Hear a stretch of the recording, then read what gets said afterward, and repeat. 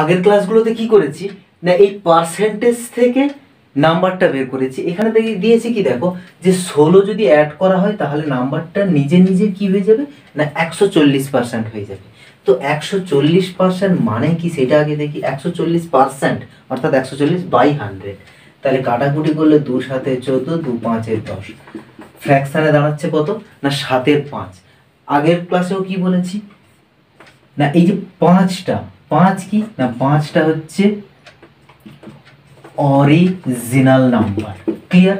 এই 5টাই হচ্ছে original number.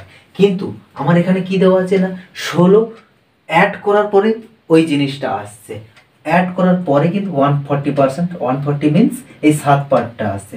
তো সেই কত 5-এর সঙ্গে 2 যোগ করলে তবেই না 7 হবে। তাহলে এই 2 ইউনিটটা কার সঙ্গে সমান হচ্ছে না 16 ভ্যালুর সঙ্গে সমান হচ্ছে। 2 ইউনিট সমান সমান 16 ভ্যালু। তাহলে 1 ইউনিট সমান কত না 1 ইউনিট মানে 8, 1 ইউনিটের ভ্যালু হচ্ছে 8।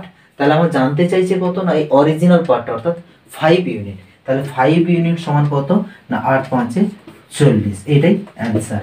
তো এই যে পার্সেন্টেজ থেকে ফ্র্যাকশন থেকেই কিন্তু সহজভাবে সলিউশন করা যাচ্ছে। এইটা লং ভিডিও দেখো, লং ভিডিওতে আছে। ওকে।